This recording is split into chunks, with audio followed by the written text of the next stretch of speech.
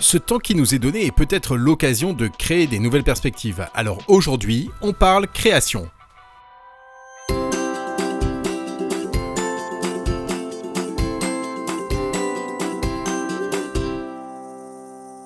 Souvent cantonné au domaine artistique, qu'entendons-nous lorsqu'on parle de création ? La foi en Dieu créateur est le premier article de notre credo. Elle commande toute la doctrine chrétienne. Elle ne doit pas être confondue avec les théories scientifiques sur les débuts de l'univers. Le mot création s'entend en deux sens. L'acte de créer à partir de rien, propre à Dieu par qui tout existe, et tout ce qui existe par cet acte créateur. La création ne concerne donc pas le commencement temporel du monde, mais son origine intemporelle. La Bible s'interroge sur le pourquoi, le sens et la finalité, et non sur le comment de la création. Dieu crée librement, sans aucune nécessité, par une parole de bénédiction et d'alliance originelle. Dieu vit que cela était bon. Les phénomènes naturels fonctionnent de façon autonome selon leurs lois et leurs capacités propres, et cela vaut aussi, mais différemment, pour l'esprit humain doté de raison et de liberté. Les êtres créés ne sont pas des marionnettes obéissant à un destin figé ou écrit. Ciao ! Le Nouveau Testament élargit l'horizon. Dieu se fait plus proche que jamais, il devient l'un de nous en Jésus.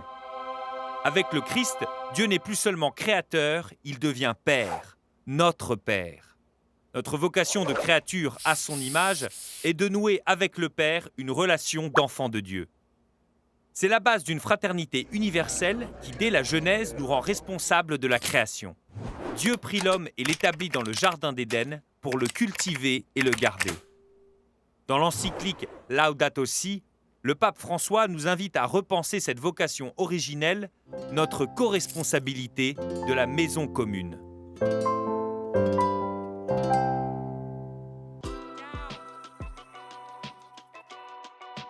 Bando est illustrateur, il nous parle de son confinement et nous ouvre la possibilité de prier par le dessin. Moi, ça m'a beaucoup amusé parce que la semaine précédente, j'y croyais pas trop. Alors quand il y a eu l'annonce du confinement, ça m'est tombé sur la gueule le soir pour le lendemain. C'était assez inattendu.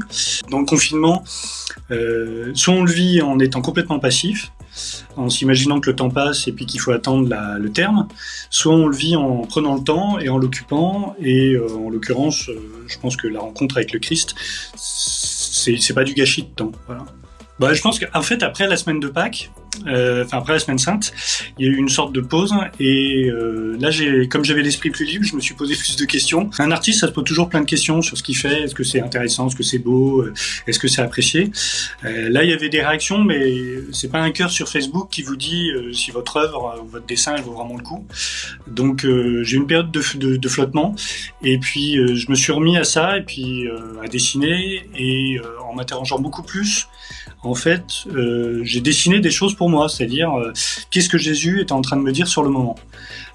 Donc j'ai dessiné Jésus qui me parlait, donc je me suis dessiné moi et puis Jésus qui me parlait en face et qui me raconte des trucs. Alors évidemment, je peux pas tout vous raconter, mais moi ça a été ma façon de vivre ça spirituellement, pour avoir l'impression que le Christ me parlait au quotidien. Je l'ai matérialisé dans mes dessins. Donc quand je dessine, moi j'imagine les choses comme ça. Voilà, je suis persuadé que le Christ me regarde, ça l'intéresse que je dessine. Je crois que c'est un peu la même chose pour chacun d'entre nous en fait. Quel que soit ce qu'on fasse dans notre vie, dans notre quotidien, il est un peu toujours là. Il est là. Alors quelquefois il met la tête dans les mains, quelquefois il nous regarde. S'imaginer une seule seconde que Dieu n'est pas intéressé par ce qu'on fait à chaque instant, c'est se tromper. Quel que soit ce qu'on fasse, c'est ça qui l'intéresse, qu'on soit heureux, qu'on soit triste. Voilà, il est là, il regarde, il prend plaisir à nous voir créer quelque chose, avancer dans la vie, grandir. À mon avis, c'est ça qu'il faut retenir. Et c'est ça qui doit nous rendre heureux aussi. Alors moi je pense que tout le monde sait dessiner. Le problème c'est que tout le monde dessine pas de la même manière. Des gens qui me disent je sais pas dessiner parce que quand je fais un visage je fais juste un rond avec 2 points et puis un cercle pour la bouche. C'est déjà du dessin. Alors moi quand je dessine Jésus d'une certaine manière, je dessine Dieu d'une certaine manière, et ça dit quelque chose de la manière avec laquelle je vois mon rapport à Jésus, à Dieu. Et vous c'est la même chose. Faites cette aventure qui à mon avis vous surprendra, vous décevra aussi peut-être, parce que peut-être que votre relation à Dieu elle est peut-être pas très travaillée, comme un ami que vous n'avez pas été voir régulièrement, mais en tout cas il y a quelque chose qui peut en sortir. La grande aventure c'est ça, c'est toujours prendre un risque. La relation à l'ami, la relation au Christ, c'est toujours un risque en fait. S'il faut représenter la Trinité par exemple, et moi c'était un peu la réponse à mes questions, je les imagine bien comme ça tous les trois. Alors Jésus il est souvent, il a les manches relevées parce que c'est un menuisier, un charpentier, donc il a du boulot. Alors tous les trois, moi je pense qu'ils sont un peu comme ça là-haut dans notre cœur, enfin là où on s'imagine qu'ils sont. Alors j'ai pas la prétention d'expliquer ce que c'est que la Trinité parce que avec les siècles qui sont passés, il y en a beaucoup qui ont essayé. J'aime bien cette position d'équilibre un peu entre les deux. S'il lâche les doigts, Saint-Esprit, il n'y a plus de lien qui se fait. Voilà. Alors moi c'est ça ma représentation de Dieu le Père, le Fils et le Saint-Esprit. Dessiner, en fait, tirer un trait, avoir un stylo dans la main, c'est créer quelque chose, c'est faire sortir de soi quelque chose. La création, ça se rapproche quand même un tout petit peu de la création originelle de Dieu. Alors évidemment, c'est pas à la même échelle, mais moi je trouve ça toujours intéressant de créer quelque chose. Créer des ronds, créer des gribouillis, en fait, se laisser créer quelque chose, à mon avis, c'est se laisser la porte ouverte à une certaine vulnérabilité. J'accepte que ce que je fasse ce soit pas aussi bien que ce que je veux. C'est se faire surprendre par le résultat auquel on arrive. C'est se limiter à une couleur, au noir ou au bleu qu'on a à côté de soi, et puis tout à coup s'aventurer sur du rouge, du jaune, ou alors changer de matière, du carton, du bois, une feuille. Tout ce qui est de l'ordre de la création, même y compris pour les gens qui sont pas habitués à ça, et je trouve que c'est de toute manière toujours une expérience sur laquelle on peut en tirer quelque chose. Il faut avoir la simplicité d'en tirer quelque chose. Dites-vous en dessinant, si vous voulez vivre ça un peu spirituellement, dessinez votre rapport au Christ, à Dieu, au Saint-Esprit, à un saint, à n'importe qui. Vous dites, mais je sais pas dessiner, le problème n'est pas là. Il n'y a pas de problème même, il y a juste un acte à faire. Vous prenez un stylo, un crayon, celui qui vous plaît, et puis vous dessinez quelque chose qui matérialise pour vous la manière avec laquelle vous voyez par rapport à Jésus, par rapport à Dieu.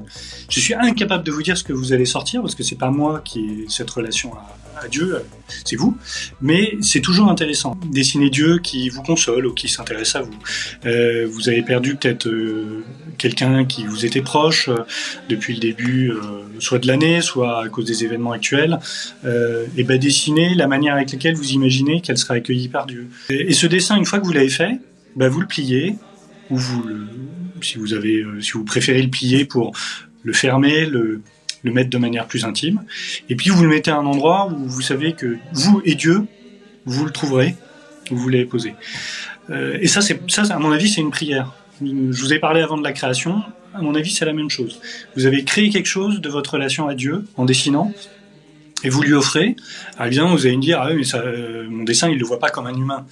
Ah ben non, il le voit comme Dieu. À mon avis, il le voit même encore mieux que nous, parce qu'il voit votre cœur, votre esprit, ce que vous avez mis pour le faire, vos limites, le fait que vous n'avez pas réussi à faire la main, le visage, ou je sais pas quoi. Lui, il le voit en vérité et avec amour. Et moi, je pense que c'est bien mieux d'avoir un admirateur comme lui que d'avoir n'importe qui, votre voisin ou votre ami de classe, quoi. Lui, il apprécie vraiment votre dessin pour ce qu'il est.